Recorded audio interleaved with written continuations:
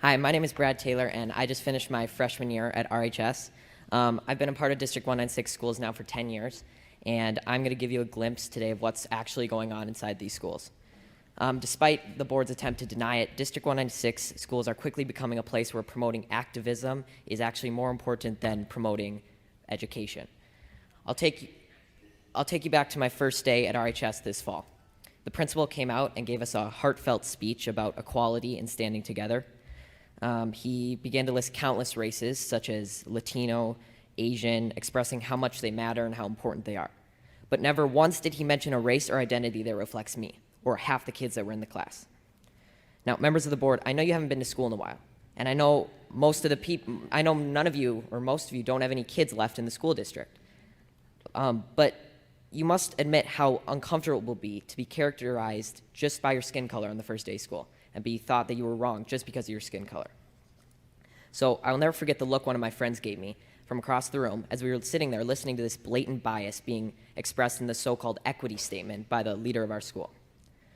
To be clear, I don't need you to tell me that I matter, but hearing the condolences given to other races and leaving just one race out, inevitably you'll start to feel like you've done something wrong.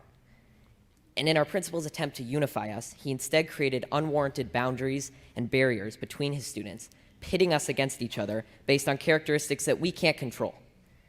In another separate instance, I was told that writing "All Lives Matter" on the whiteboard was political and could be seen as offensive.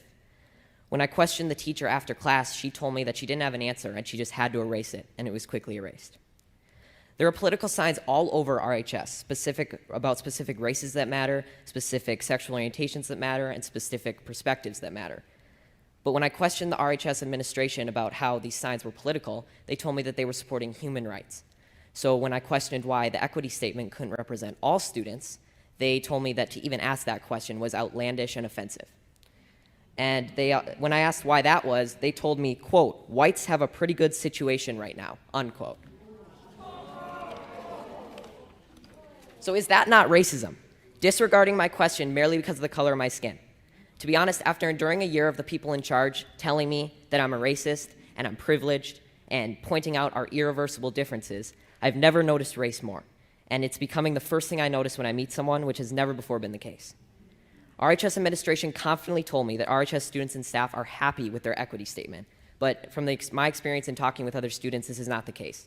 I know many kids who disagree with their teachers, but they're too scared to stand up because they're worried that their grades will be docked and their learning experience will be affected. My honors government teacher, I'm not going to say his name, but he's mentioned that Democrats care more about all people while Republicans only care about themselves. And he's also inferred to us that socialism is better than democracy. He even had a statue of a socialist leader in his classroom.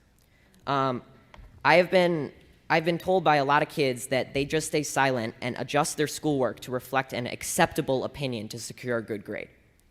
I've been approached by multiple teachers who have told me in private that they just want to say that they agree with me and they support me standing up, but they can't say it in front of the class for fear of being disciplined by the administration in some way or losing their jobs. There is clearly only one way to think in this district, and that is that they are teaching their kids to shut up if they don't agree. Now, members of the board, I want you to take a good look at yourselves in the mirror tonight and ask, are you really standing up for the equality of all people, or are you just pushing a damaging political ideology on our students? A fellow coworker at my job, who, by the way, is of color, discreetly told me that the schools seem to be pushing a very leftist agenda in class. This proved that not everyone is happy with your school, and not everyone who isn't happy is white. Now, due to all these instances I've mentioned and many more that I can't fit in this 5-minute speech, I've decided to leave this district and continue school on a private Christian school online.